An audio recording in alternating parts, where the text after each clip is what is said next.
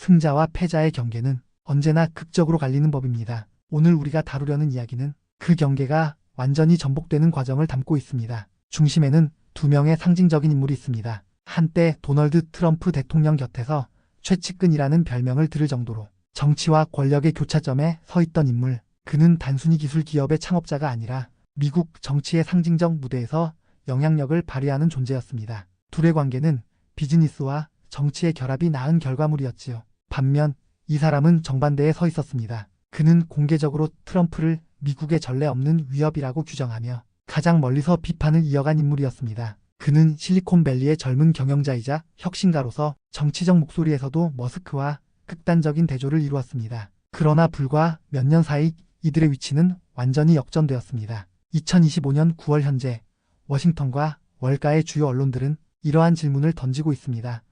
월스트리트 저널 역시 이를 심층적으로 다루며 알트먼의 부상 과정을 조명했습니다. 그의 답은 단순한 인맥 관리에 있지 않습니다. 알트먼은 아웃폭스라는 전략을 실행했습니다. 이는 단어 그대로 여우처럼 행동한다는 의미를 넘어 더 교활하고 영리하게 상황을 처리해 상대를 이긴다는 뜻을 지닙니다. 머스크가 곰처럼 힘을 과시하며 정면 승부를 택한 것과 달리 알트먼은 여우처럼 조용히 판세를 뒤집을 우회로를 열었습니다. 그는 직접적인 충돌 대신 상대가 거부할 수 없는 가치를 제안하고 새로운 연합을 만들어냈습니다. 머스크는 때때로 감정적인 발언과 과감한 행동으로 주목을 받았지만 그만큼 정치권과의 관계에서 리스크를 안을 수밖에 없었습니다. 반면 알트먼은 계산된 침착함으로 움직였고 그 냉정함이 결국 트럼프와의 관계 재편에 결정적 역할을 했습니다. 하지만 이 과정이 결코 쉬운 길은 아니었습니다. 알트먼 앞에는 세 가지 장벽이 버티고 있었습니다. 첫째, 트럼프 진영 내부에 이미 자리 잡은 머스크의 영향력이었습니다.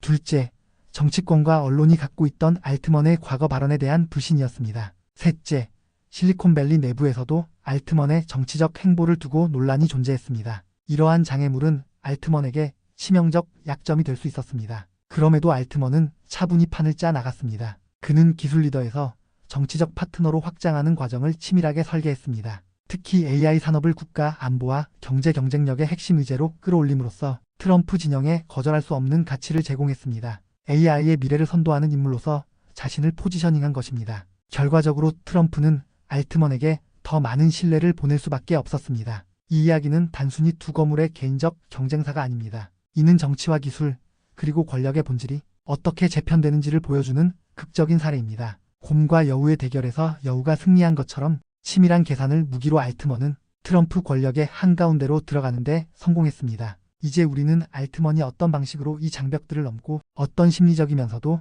전략적 수단으로 판세를 바꾸었는지를 살펴보려 합니다. 그 과정 속에서 우리는 현대 비즈니스와 인간관계에서 통하는 가장 강력한 원칙을 확인할 수 있을 것입니다. 바로 흥분하지 않고 냉정하게 실리를 택하는 것, 이것이 승리의 열쇠임을 말입니다.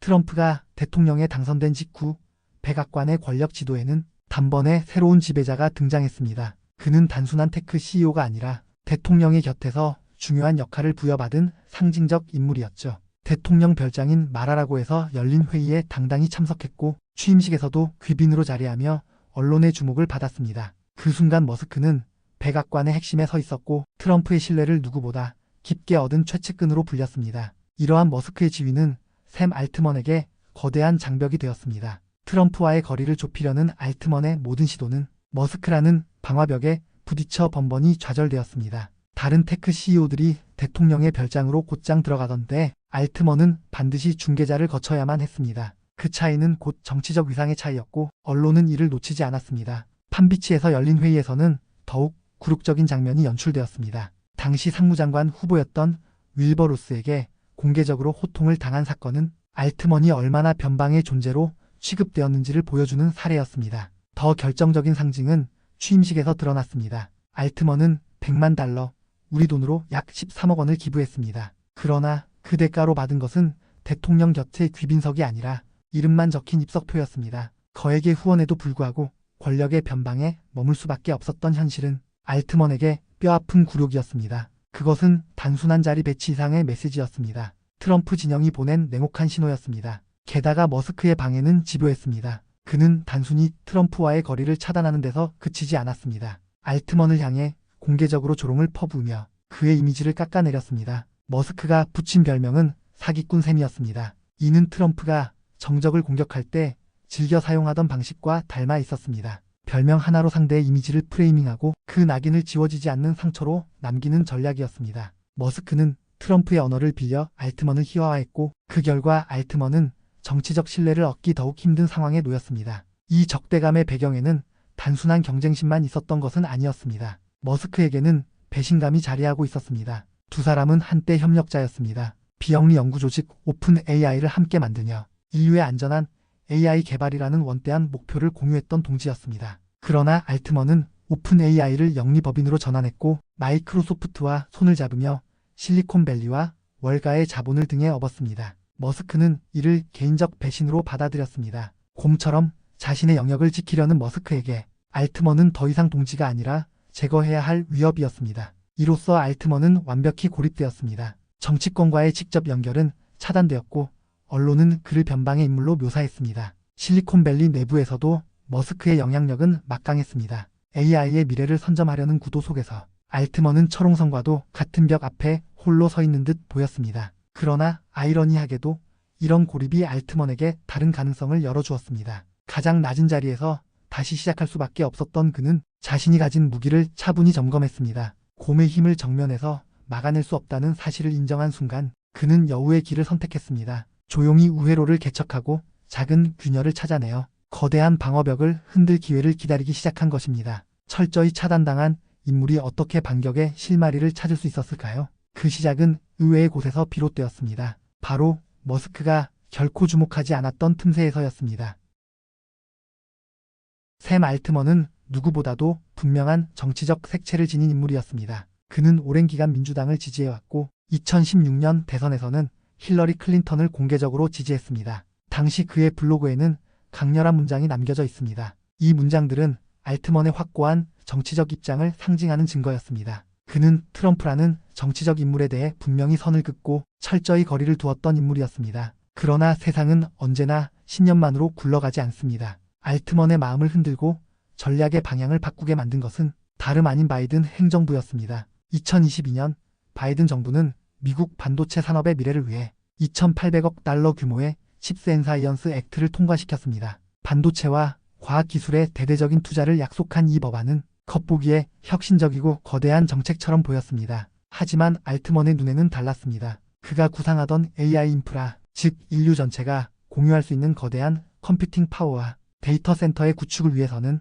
이 규모가 터무니없이 작아 보였던 것입니다. 그는 이를 터무니없이 작은 규모라 평가하며 실망을 감추지 않았습니다. 이 실망은 단순한 정책적 아쉬움이 아니었습니다. 알트먼의 정치적 태도를 근본적으로 흔드는 전환점이 되었습니다. 그는 더 이상 민주당의 이상에만 의존할 수 없다는 사실을 깨달았습니다. 이상과 신념만으로는 거대한 AI 비전을 실현할 수 없다는 냉정한 현실인식이었습니다. 이때부터 알트먼은 개인의 정치적 신념을 넘어 오픈 AI라는 조직의 목표를 위한 실용주의 노선으로 방향을 바꾸기로 결심했습니다. 그는 민주당과 공화당 두 진영 모두에 손을 내밀기 시작했습니다. 과거의 날 선 비판을 무마하기 위해 지인들에게는 그때의 발언은 후회한다라는 고백을 건넸습니다. 또한 대중 앞에서도 과거의 입장을 재정의하기 시작했습니다. 그는 SNS에 다음과 같은 메시지를 남겼습니다. 최근 트럼프를 더 주의 깊게 지켜봤더니 내 관점이 정말 크게 변화했다. 남의 말을 듣지 않고 독자적으로 판단을 했었어야 되는데 이 발언은 단순한 사과가 아니었습니다.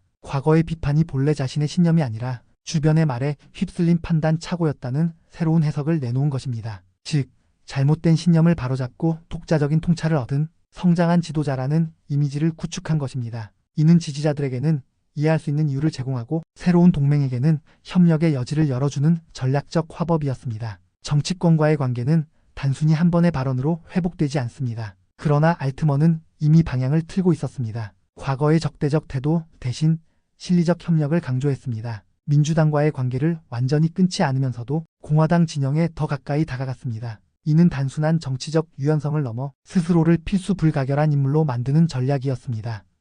AI 인프라를 구축하려면 국가 차원의 협력이 필수적이고 공화당이 다시 권력을 잡는다면 그들과의 연결은 무엇보다 중요했습니다. 알트먼은 그 점을 정확히 읽고 있었습니다. 그의 전략적 전환은 내부적으로도 의미가 컸습니다. 오픈 AI가 영리법인으로 전환한 이후 투자자와 파트너들은 단순한 이상주의보다 실질적 성과를 요구했습니다. 알트먼이 실용주의로 방향을 튼 것은 단지 정치적 계산만이 아니라 투자자와 조직 내부의 기대를 충족시키기 위한 조치이기도 했습니다. 그는 조직의 생존과 확장을 위해 자신의 신념마저 조정하는 결단을 내린 것입니다. 이제 알트먼의 목표는 명확했습니다. 트럼프와 공화당 진영을 향해 다가가야 했습니다. 그러나 그의 앞에는 여전히 일론 머스크라는 거대한 벽이 버티고 있었습니다. 머스크는 이미 트럼프와의 관계에서 확고한 자리를 차지하고 있었고 알트먼의 접근을 차단하려 들었습니다. 알트먼이 선택한 전략적 전환은 단순히 입장 변화가 아니었습니다. 그것은 머스크를 넘어설 수 있는 새로운 길을 찾기 위한 준비 단계였습니다.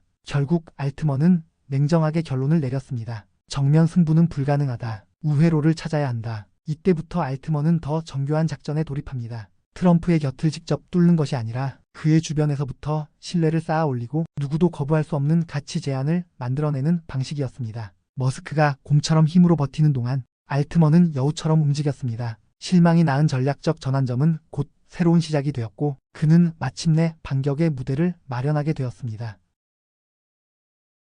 샘 알트먼은 머스크와 정면 충돌하는 대신 냉정하고 치밀한 전략으로 길을 찾아 나갔습니다. 이 과정은 마치 자원이 압도적인 기존 강자와 기민한 도전자가 맞붙는 전형적인 비대칭 전략의 교과서와도 같았습니다. 그는 감정적 대응을 철저히 배제하고 시간을 두고 우회로를 찾으며 마지막에는 상대가 거부할 수 없는 가치를 내놓는 방식으로 승부수를 띄웠습니다. 알트먼의 반격은 세 단계로 이루어진 작전이었습니다. 먼저 머스크는 알트먼을 향해 끝없는 공격을 퍼부었습니다. 트럼프와의 연결고리를 차단했을 뿐 아니라 조롱 섞인 별명까지 붙여가며 그의 존재감을 깎아내렸습니다. 사기꾼 샘이라는 낙인이 퍼질 때마다 알트먼의 정치적 입지는 좁아졌습니다. 보통의 사람이라면 반격에 나섰을 것입니다. 그러나 알트먼은 정반대의 길을 택했습니다. 그는 큰 소란을 일으키거나 감정적으로 반응하지 않았습니다. 오히려 한 발 물러나 조용히 머스크를 피해 다녔습니다. 이는 단순한 도피가 아니라 치밀한 전략이었습니다. 여우가 곰의 영역에 무턱대고 뛰어들지 않고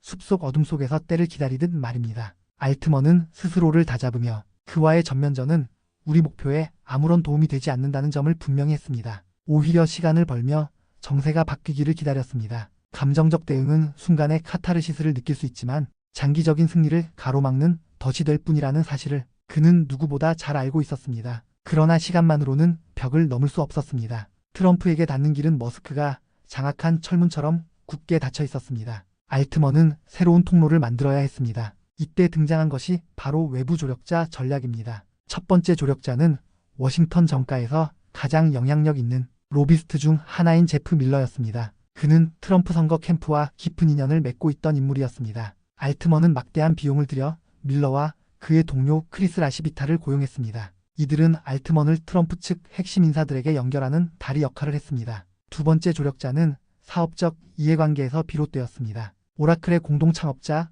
레리 앨리슨이 그 주인공이었습니다. 앨리슨은 트럼프와 오래된 우정을 유지하고 있었고 동시에 클라우드 사업에서 오픈 AI와의 협력 가능성을 탐색하고 있었습니다. 그는 알트먼의 가치를 이해했고 트럼프에게 이 젊은 AI 기업가는 반드시 만나야 할 인물이라고 강력히 설득했습니다. 이러한 인맥의 그물망은 알트먼에게 우회로를 제공했습니다. 머스크라는 거대한 장벽을 정면에서 무너뜨리는 대신 알트먼은 비밀 통로를 하나하나 개척하며 트럼프에게 접근할 수 있는 길을 넓혀갔습니다. 그러나 인맥만으로는 충분하지 않았습니다. 알트먼은 트럼프에게 단순히 만나주십시오라고 말해서는 절대 설득할 수 없다는 사실을 알고 있었습니다. 트럼프는 언제나 거래의 논리로 움직이는 사람이었습니다. 따라서 알트먼은 자신이 제공할 수 있는 절대 거부할 수 없는 가치를 준비했습니다. 첫 번째 무기는 기술 그 자체였습니다. 2023년 라스베이거스의 한 호텔 스위트룸 비밀리에 마련된 자리에서 알트먼은 트럼프와 마주했습니다. 그는 그 자리에서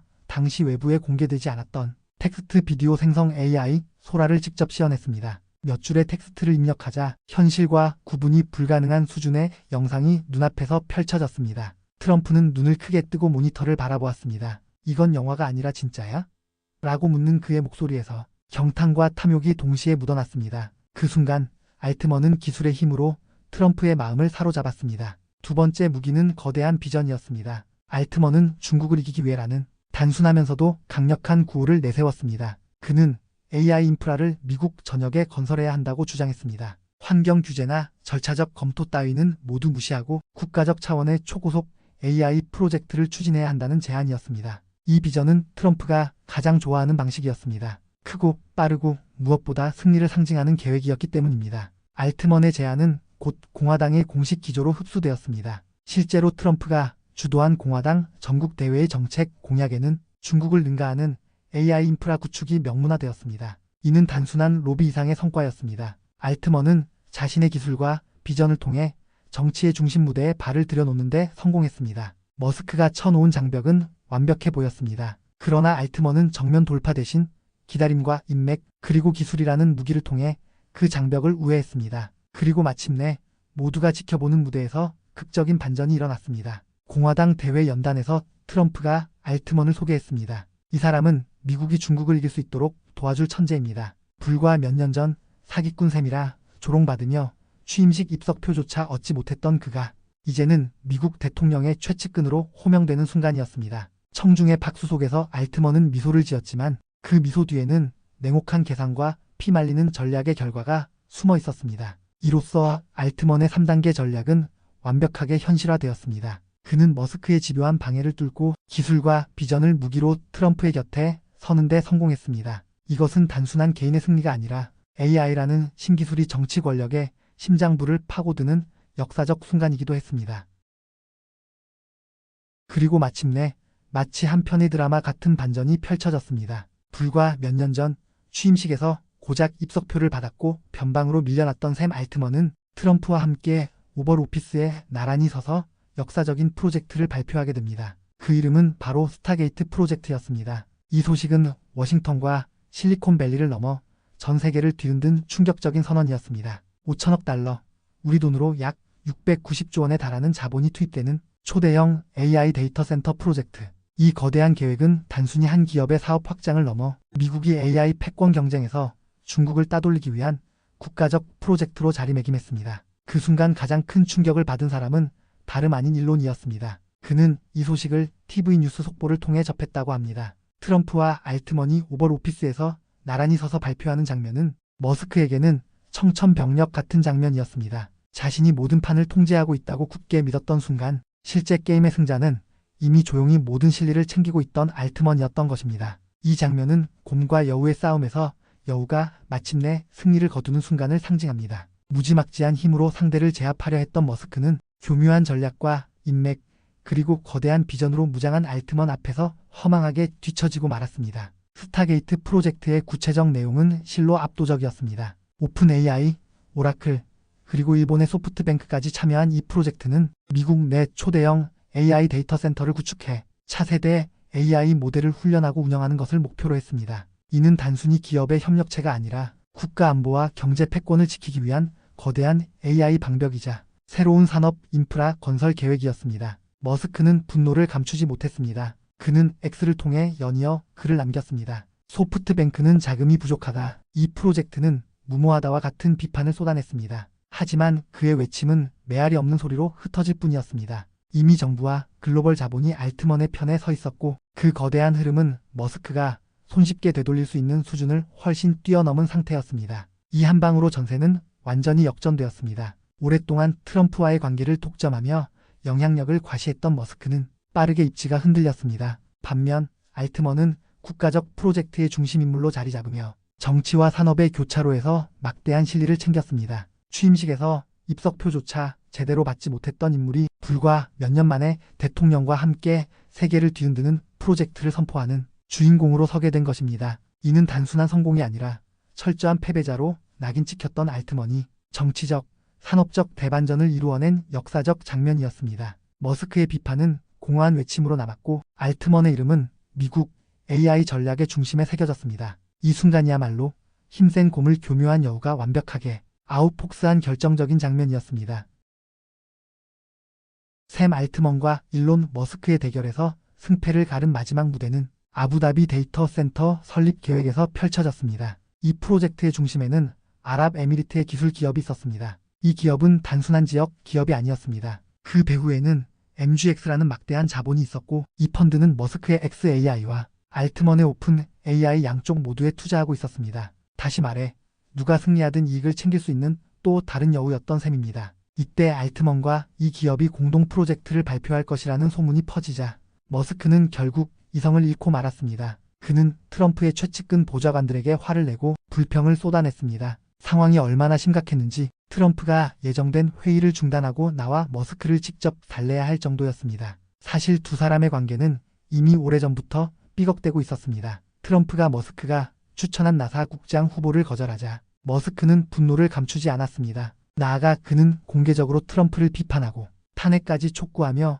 정치적 부담을 안겼습니다. 이러한 전력이 누적되면서 머스크의 감정적 대응은 트럼프에게 더 이상 감싸 안기 힘든 짐으로 작용했습니다. 반면 알트먼은 같은 상황에서도 철저히 감정을 숨기고 실리를 추구했습니다. 그는 공개적으로 분노를 드러내지 않았고 대신 우회로를 만들며 시간을 벌었습니다. 또한 제3자를 통해 트럼프와 연결고리를 만들어내는 치밀함을 발휘했습니다. 이 차이는 결국 결과로 이어졌습니다. 예정돼 있던 성대한 공동 발표식은 취소되고 단순한 보도자료 배포로 마무리되었습니다. 이는 마치 환승연애 후 결혼식은 취소하고 혼인신고만 한 것과도 같은 씁쓸한 결말이었습니다. 이 사건 이후 머스크는 사실상 백악관의 출입길이 끊기다시피 했고 알트먼은 트럼프의 최측근으로서 입지를 굳히게 되었습니다. 결과를 정리하면 명확합니다. 곰처럼 힘으로 밀어붙이던 머스크는 결국 여우처럼 영리하게 움직인 알트먼에게 완벽히 패배한 것입니다. 이제 우리는 이 드라마 같은 이야기를 통해 어떤 교훈을 얻을 수 있을까요?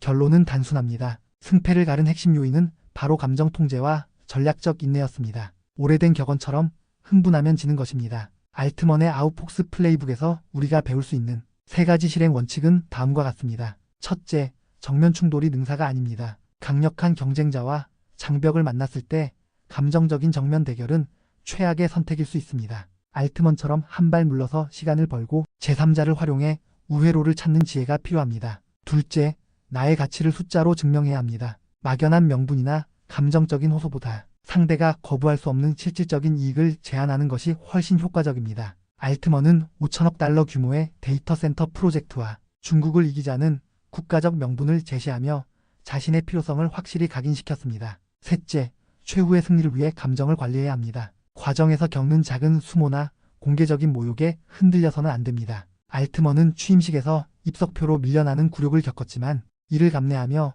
최종 목표에 집중했습니다. 결국 그는 백악관의 오벌 오피스에 서는 주인공이 되었습니다. 승패는 작은 충돌에서가 아니라 마지막 순간에 결정됩니다. 최근 알트먼은 나는 테크노 자본주의를 믿는다. 사람들에게 많은 돈을 벌도록 장려하되 그 부를 분배하는 방안을 찾아야 한다고 말했습니다. 이 발언은 그의 실용주의적 행보가 앞으로도 계속될 것임을 보여줍니다. 그는 특정 이념이나 감정에 얽매이지 않고 조직의 목표와 자신의 비전을 실현하기 위해 가장 효율적인 길을 선택하는 사람입니다. 샘 알트먼과 일론 머스크의 이야기는 단순한 두 거물의 충돌이 아닙니다. 그것은 우리가 현실 세계에서 전략을 세우고 감정을 다스리는 방식에 대한 생생한 교훈입니다. 결국 여우가 곰을 이긴 이 대결은 목표라는 항구를 향해 나아가는 모든 이들에게 감정의 파도를 넘어서는 항해술을 일깨워주는 이야기입니다. 앞으로 정치 비즈니스계의 새 거물인 이 사람들의 관계는 어떻게 될까요? 곰 같은 일론 머스크의 또 다른 반격이 진행될까요? 여러분들의 생각을 공유해주세요.